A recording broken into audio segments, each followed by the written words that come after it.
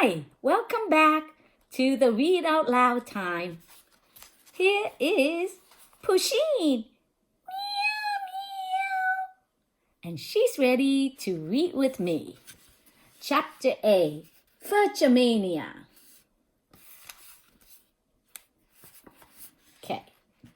How comes you're in such a bad mood? Sheila asked me the next morning. It must be the weather, I grumbled. Actually, it had nothing to do with the weather, which was as gray and damp as usual. It had to do with my brilliant idea from last night. Somehow, when I woke up this morning, my poison gas story sounded really weird. I wasn't sure Jimmy would buy it, and where would that leave me? After breakfast, I went back to bed. Dad says falling asleep when your body's not tired is a way of avoiding your problems. Maybe he's right, because when I woke up an hour later, I still didn't know what to do about Jimmy. I looked out the window. The sun was making an effort to break through the clouds. Maybe I shouldn't worry yet, I thought. A lot can happen in a week. The Tubmans might decide they have had enough of me. They might be gone by the time Jimmy gets here. I got out my baseball cards and went down to the porch. I was laying them out alphabetically by players' last names when Missy showed up. I still can't believe Missy's grandfather is Big Apple. I wonder why Mrs. A didn't tell us about him. Unless she's sick of people falling all over themselves when they found out who he is. I suppose I'd feel the same way if Dad were famous. Missy looked at my baseball cards. That used to be my grandpa, she said when she spotted Big. What do you mean used to be? I asked. He's still your grandpa, isn't he? Meow, meow, meow. Yes, but he's different now. He has more fat. He was probably a lot younger when they took this picture, I said, holding up his card. She nodded. Where's Fudge? He's planting a garden with his babysitter. Where's the garden? Behind the house. Will you take me? I started to tell her to go by herself. After all, she had walked all the way to our house on her own. But she looked at me with these big eyes. Sometimes monsters live behind houses, she said, and I didn't bring my monster spray. Monster spray? I said. Grandma makes it for me. It's a secret formula. When you spray the monsters, they melt. Sounds like an interesting product. Dad would have a field day with it, I thought. He's in advertising commercials are his business. I can see it now. Missy's Monster Spray. Made from a grandmother's secret formula. Spray twice a day and melt your monsters away. Missy held out her hand. Will you walk me around the house? How could I refuse? I walked her to the backyard where Sheila and Fudge were hard at work. They had already dug out a plot of land. Now they were lining up rows of pink rocks from the beach. You're planting rocks? I asked. Yes, Fudge said. Rocks don't need sun, no water. They don't get slugs. Animals can't eat them, and they never die. I looked at Sheila. It was his idea, she said. It was my idea, Fudge repeated. I like this garden, Missy said. She got down on her hands and knees to help. Mom and Dad are going to be surprised when they see your garden, I told Fudge. I know, he said. They're going to be surprised that you dug up this much grass to plant rocks, especially since this backyard doesn't belong to us. Who does it belong to? Fudge asked. The people who own this house, I told him. So, he said, the people who own this house will be happy when they see my garden. Maybe, I told him, or maybe they will say, who dug up our backyard? Really, Peter, Sheila said, you're such a worrier. Yeah, Pete, Fudge said, you worry too much. I don't worry, I told them. I think ahead. When the rocks were all planted, 6 rows of them, with 10 in each row, Missy scooped up a handful of dirt. Now let's make mud pie. Mud pie, Fudge said. That's what they have for dessert at Tico Taco, right, Pete? But it's not made of mud, I told him. Then why do they call it mud pie? He asked. Well, because it looks like mud, I explained. Yum, mud pie, Missy said, licking the dirt off her finger. Spit that out right now, Sheila told her. That's full of bacteria. Yum, bacteria, Missy said. I love bacteria, don't you, Fudge? Bacteria's my favorite, Fudge said. Then he looked up at me. What's bacteria, Pete? They're like germs, I told him.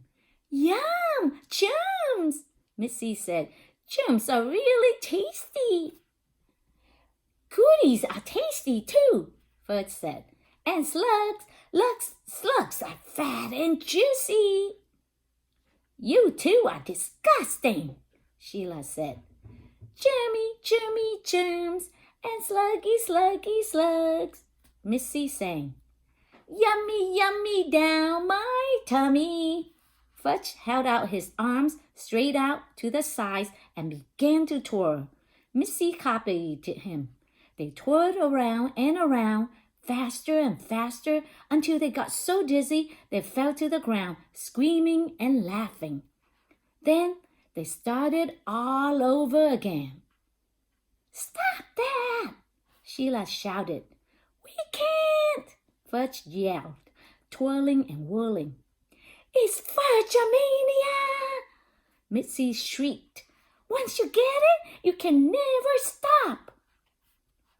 I'm going to count to 3, Sheila shouted, but Sheila's threat didn't bother them. You better watch out, Fudge sang, because it's catching. He twirled over to me and swatted my behind. Now you've got it, Pete. You've got Fudge-a-Mania too. I started twirling, slowly at first, then faster and faster until everything was a blur.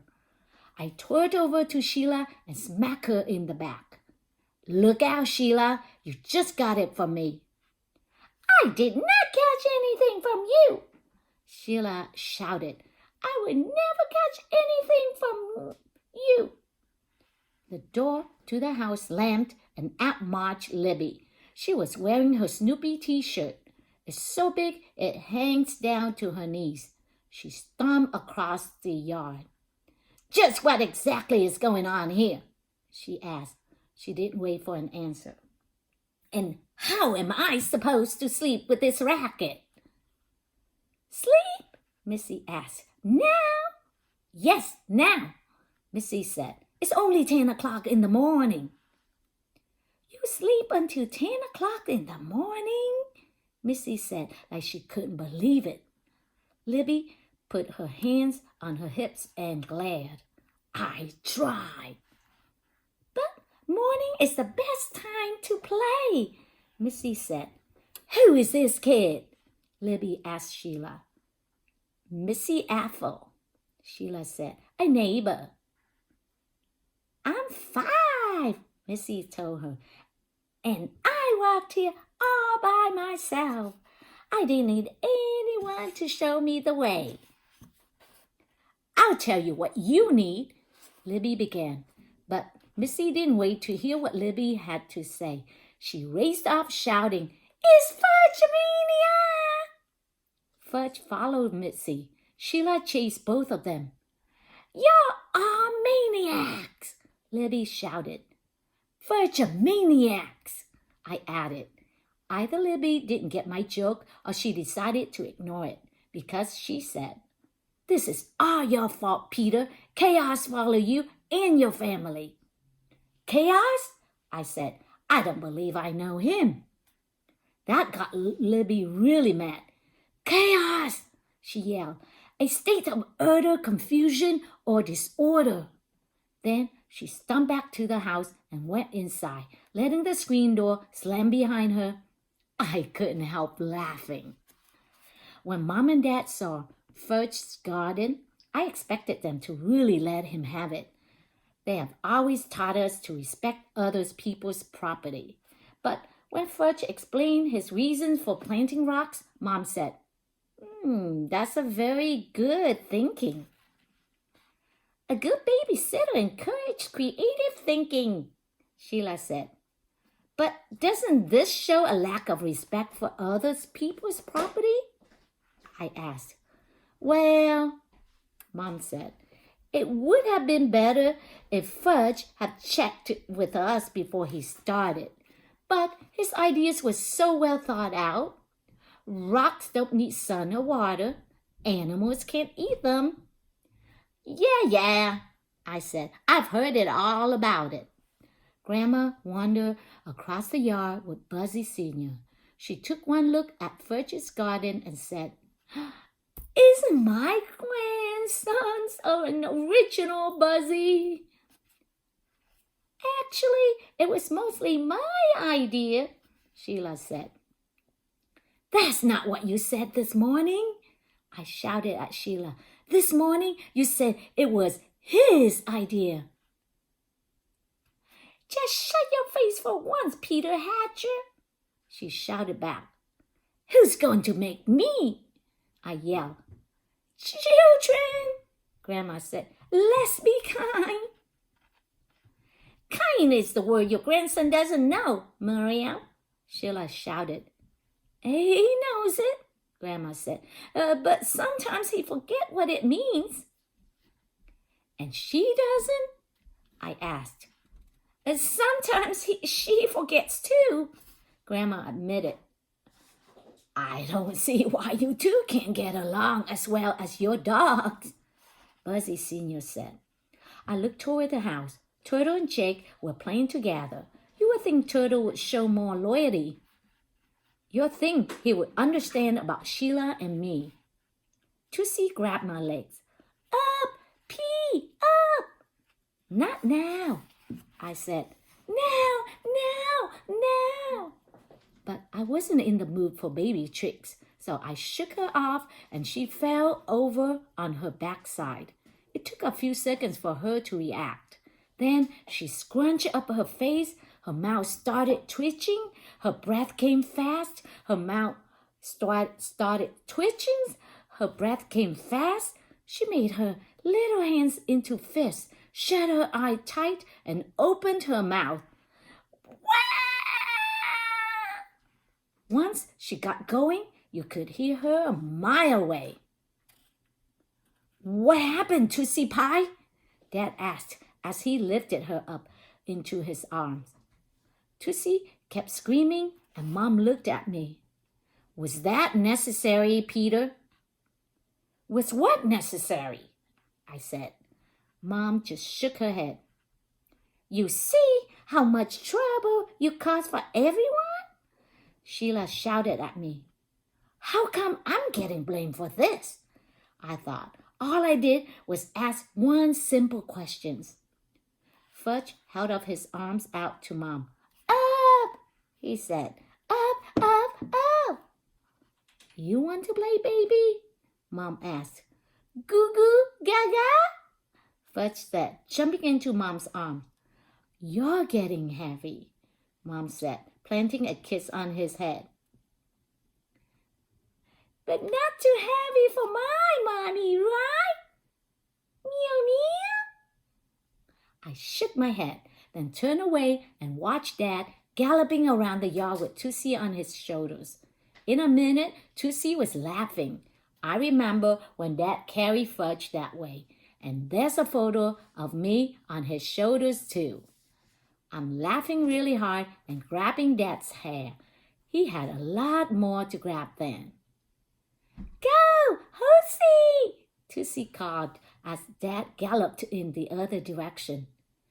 Being a baby is so easy, I thought, riding around on Dad's shoulder, knowing he would never let you fall, and doing and saying whatever you please without worrying about what the other guys will think.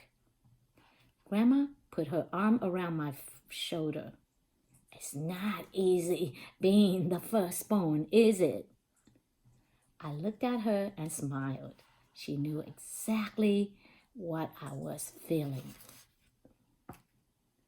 And that's the end of chapter 8. And I will see you tomorrow for chapter 9. Meow, meow, meow, meow, meow, meow, meow, meow.